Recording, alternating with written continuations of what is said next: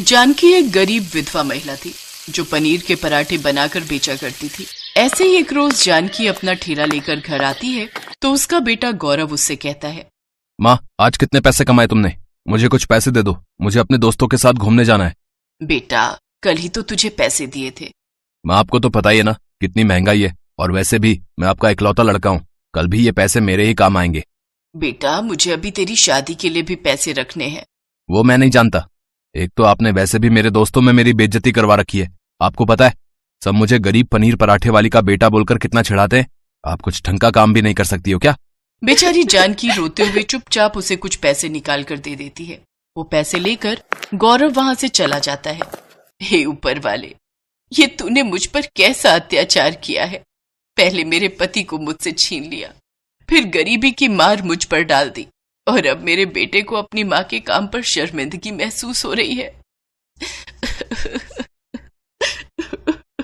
ऐसे ही वक्त गुजरता जाता है। जानकी धीरे धीरे अपने काम से कुछ पैसे जोड़ लेती है। साथ ही दूसरी तरफ गौरव बुरी संगत में फंस जाता है और निधि नाम की एक तेज तर्रार लड़की के प्रेम जाल में फंस जाता है। वो अक्सर गौरव से नई नई चीजों की डिमांड करती थी, जिसके लिए गौरव अपनी माँ से लड़ झगड़ कर पैसे लेता था। एक रोज जानकी काम से लौटते वक्त गौरव और निधि को एक साथ देख लेती है। बेटे, वो लड़की कौन थी और उससे तेरा रिश्ता क्या है? वही जो एक लड़के और लड़की का होना चाहिए। मैं उससे प्यार करता हूँ और उससे शादी करना चाहता हूँ। लेकिन कौन माँ बाप तुझ निकम्मी को अपनी बेटी देंगे? माँ, आप हो तो पनीर पराठे का ठेला लगाकर इतना तो कमाई लेती हो कि मेरा और मेरी बीवी का पेट पाल सको। मुझे कुछ नहीं सुनना। अगर निधि से मेरी शादी नहीं हुई तो मैं अपनी जान दे दूंगा। हाँ। अपने बेटे की खुशी के आगे जानकी झुक जाती है और निधि के माता पिता से जाकर दोनों का रिश्ता पक्का कराती है। वक्रतुंड महाकाय सूर्यकोटि सब। लेकिन निधि बहुत ही बदतमीज किस्म की लड़की थी। वो अपनी सास जानकी को बिल्कुल भी पसंद नहीं करती थी। एक दिन जानकी, बहू, सारा दिन ठेले पर खड़े रहकर और अकेले काम करके मैं थक जाती हूँ। अब से तू भी मेरे साथ चला कर ठेले पर। दोनों सास बहू अच्छे से मेहनत करेंगे और ऊपर वाले ने चाहा तो अपना ढाबा खोल लेंगे। मैं, और वो भी पनीर पराठे वाले के ठेले पर। सासू माँ, आपका दिमाग तो घास चढ़ने गया है। मैं उस 2 टके के ठेले पर काम करूंगी, वो सिर्फ आपको ही शोभा देता है। सारा दिन घोड़े गधी की तरह काम करती हो, लेकिन फिर भी आपकी इज्जत धेरे भर की नहीं है। ये मत भूलो बहू कि उसी 2 टके के ठेले की वजह से तुम और तुम्हारा पति 2 वक्त का खाना खा पा रहे हैं। इतना कहकर जानकी काम पर चली जाती है, लेकिन उसकी ये बात निधि को गुस्से से लाल कर देती है। धीरे धीरे वो गौरव को उसकी माँ के खिलाफ भड़का देती है और एक दिन ऐसा आता है जब वो दोनों जानकी से अलग हो जाते हैं। मुझे छोड़कर मत जाओ बेटा, तुम्हारे अलावा मेरा है ही कौन। इस बुढ़ापे में मुझे तुम दोनों की जरूरत है। मेरे बेटे, मेरे बेटे, मेरे बच्चे, मत जाओ मुझे छोड़कर। आखिर क्यों रुके आपके साथ? आपके इस ठेले के अलावा और है ही क्या? मैं अपने पति को अच्छी नौकरी दिलवाऊंगी, फिर हम दोनों खुशी खुशी अपनी जिंदगी जिएंगे। इतना कहकर दोनों घर छोड़कर चले जाते हैं और बेचारी जानकी अकेले रह जाती है। ऐसे ही कुछ समय बीतता है। जानकी अब और बूढ़ी हो चली थी, जिस वजह से उसकी तबीयत खराब रहने लगती है, लेकिन फिर भी वो अपना काम करती रहती है। तो वहीं दूसरी तरफ गौरव की अब तक कोई नौकरी नहीं लगी थी। साथ ही निधि भी गर्भवती हो जाती है, जिस कारण वो कर्ज के बोझ तले दबते जाते हैं। ऐसे ही एक शाम कुछ गुंडे उनके घर आकर धमकी देते हैं। ओए गौरव, ओए तूने हमें बहुत बेवकूफ बना लिया बे। आज तो हम अपने पैसे लेकर ही जाएंगे। तभी वो गुंडे उनके साथ हाथापाई करने लगते हैं, जिसमें निधि को धक्का लगता है और वो पेट के बल गिर जाती है। तभी वहां जानकी आ जाती है और वो अपने बेटे का सारा कर्ज चुका देती है। साथ ही गौरव और जानकी निधि को अस्पताल ले जाते हैं, जहां निधि का गर्भपात हो जाता है। अब उसे अपनी गलती का एहसास हो जाता है और वो अपनी सास से माफी मांगते हुए कहती है, माँ जी मुझे माफ कर दीजिए। अब अपने बच्चे को खोने के बाद मुझे ये एहसास हुआ कि एक माँ को उसके बेटे से अलग करके मुझसे कितनी बड़ी गलती हुई है। मैंने कभी आपकी कदर नहीं की और आपने आज मुसीबत के वक्त हमारा साथ दिया। हमें माफ कर दीजिए माँ जी, हमें माफ कर दीजिए। तुम दोनों को अपनी गलती का एहसास हो गया, बस यही काफी है बेटा। काम कोई भी छोटा या बड़ा नहीं होता, काम बस इज्जत से करना चाहिए। इसके बाद गौरव और निधि फिर से जानकी के साथ रहने लगते हैं। जानकी ने गौरव को बढ़िया से पनीर के पराठे बनाना सिखा दिया। अब जानकी घर पर आराम करती और गौरव पनीर पराठे का ठेला लगाने लगा, तो वहीं निधि अब घर का कामकाज संभालती। जानकी की तरह गौरव के हाथ के पनीर के पराठे भी सबको बहुत पसंद आते हैं और उसका काम अच्छा चलने लगता है। कुछ समय बाद गौरव खुद का ढाबा खोल लेता है, जिसका नाम वो गरीब पनीर पराठे वाली रखता है, जिससे उसकी अच्छी कमाई होने लगती है।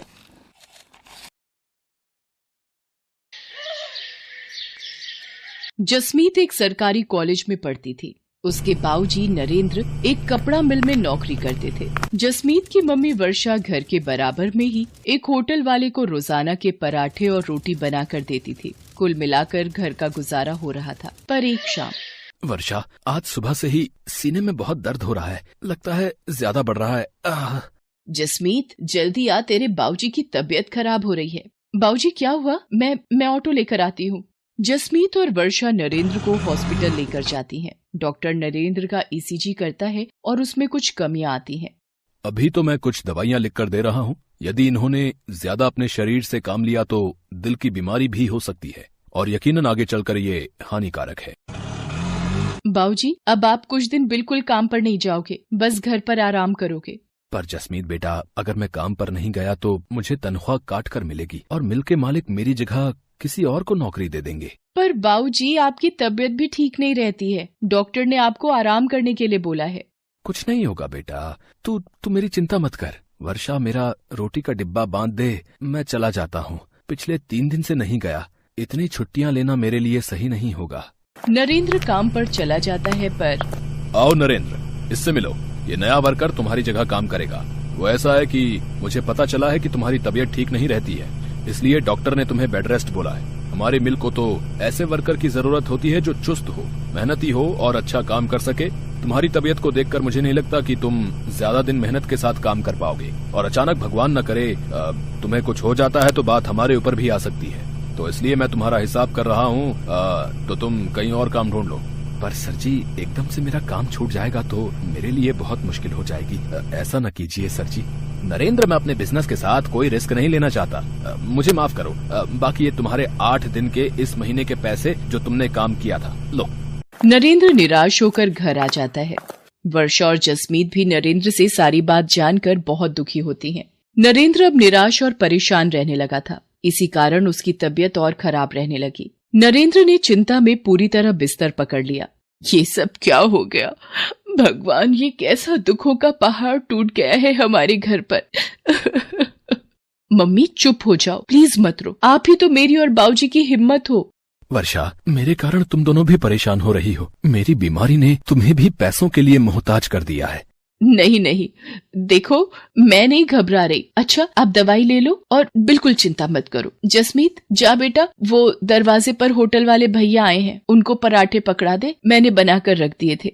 भैया, अगर 2 टाइम के भी बनवाने हो तो बता देना, मैं बना दिया करूंगी। ठीक है बहन जी, मैं मालिक को बोल दूंगा। अभी तो सिर्फ दोपहर के लिए ही बोले हैं।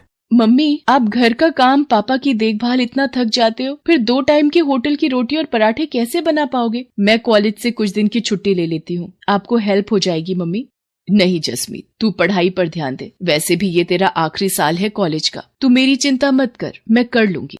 वर्षा दिन भर काम करके अब थक भी जाती थी। नरेंद्र की देखभाल, दवाइयाँ और घर का खर्चा सब उसी के सिर पर था। एक दोपहर जब जसमीत कॉलेज से घर आई, मम्मी, ये देखो, हमारे शहर में पराठे प्रतियोगिता होने वाली है। सबसे अनोखा पराठा के नाम से जीतने वाले को 50,000 रुपए का इनाम दिया जाएगा। मम्मी, आप इस प्रतियोगिता में ट्राई करो ना, देखना आप ही जीतोगी।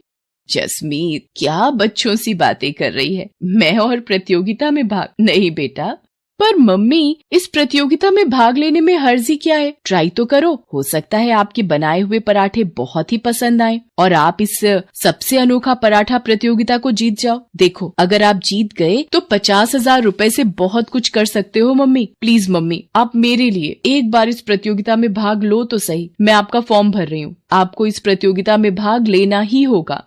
वर्षा, अगर जसमीत का मन है तो तुम प्रतियोगिता में भाग ले लो। जसमीत सही कह रही है।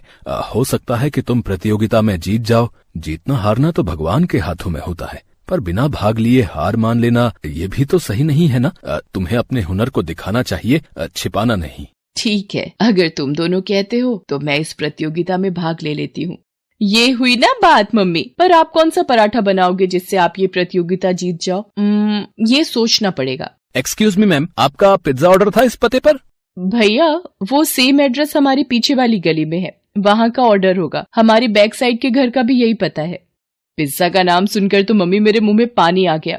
गलती से वो डिलीवरी करने वाला भैया हमारे घर पर आ गया था। मम्मी क्या आप पराठे को पिज्जा का लुक दे सकते हो? एक नए तरीके का पराठा? कोशिश कर सकती हूँ, तू मुझे पिज्जा में लगाने वाला सामान ला दे। जसमीत वर्षा को सारा सामान लाकर दे देती है। वर्षा अपनी मेहनत और कोशिश से एक पिज्जा पराठा बनाती है। मम्मी ये पिज्जा पराठा तो बहुत ही टेस्टी बना है और देखने में भी कितना सुंदर लग रहा है। मम्मी क्यों ना आप यही पिज्जा पराठा सबसे अनोखा पराठा प्रतियोगिता के लिए बनाओ। जसमीत की बात मानकर वर्षा प्रतियोगिता में पिज्जा पराठा बनाती है। प्रतियोगिता में बहुत से लोगों ने हिस्सेदारी की थी, पर वर्षा के हाथ का बना पिज्जा पराठा देखकर जज करने वाले शेफ बहुत ही चकित रह जाते हैं। दोस्तों बहुत से पराठे देखे, पर ये पिज्जा पराठा पहली बार देखा। वर्षा जी ने इस पिज्जा पराठे पर लेयर बनाकर इसे बहुत ही खूबसूरत ढंग से प्रेजेंट किया है और खाने में भी ये बहुत ही स्वादिष्ट पराठा है। इसके लिए हम सभी जजेस की सहमति से वर्षा जी को सबसे अनोखा पराठा प्रतियोगिता की विजेता घोषित किया जाता है और ये 50,000 का नकद इनाम भी इन्हें दिया जाता है। रोहित, एक अनाउंसमेंट मुझे भी करनी है। वर्षा जी ने जिस तरह आज पिज्जा पराठा एक नए तरीके से यहाँ पर प्रस्तुत किया, ये देखकर मुझे काफी प्रसन्नता हुई है। मैं चाहता हूँ वर्षा जी मेरे साथ मेरे अपने कुकिंग टीवी शो में हिस्सा लें और मेरे शो का हिस्सा बने। इसी के साथ तालियों की गड़गड़ाहट के बीच वर्षा की आंखों में खुशी के आंसू आ जाते हैं। वो अपनी बेटी जसमीत को गले से लगा लेती है। थैंक यू सर, आपने मुझे इस काबिल समझा। आप लोगों का बहुत बहुत शुक्रिया। ये सब मेरी बेटी जसमीत और मेरे पति नरेंद्र की वजह से ही संभव हुआ है। इन दोनों ने ही मुझे प्रोत्साहित किया और मैंने प्रतियोगिता में हिस्सा लिया। आपका लाख लाख शुक्रिया प्रभु, आपने मेरी जिंदगी को एक नया मोड़ दिया है। Love you mummy. मेहनत और लगन से व्यक्ति अपने जीवन में बहुत कुछ हासिल कर सकता है और यही वर्षा ने कर दिखाया। धीरे धीरे वर्षा के पिज्जा पराठे की प्रसिद्धि दूर दूर तक फैलने लगी। पिज्जा पराठा के नाम से वर्षा ने एक नया होटल खोल लिया। साथ ही साथ टीवी शो के द्वारा वर्षा के चेहरे को नई पहचान मिली। नरेंद्र भी ये सब देखकर बहुत खुश था। धीरे धीरे उसकी तबीयत में भी सुधार आने लगा था और अब वो और जसमीत दोनों वर्षा के होटल के काम में उसका साथ देते थे। मेहनत और लगन से एक पिज्जा पराठा वाली को सफलता की ऊंचाई पर चढ़ने की नई सीढ़ी मिल गई थी।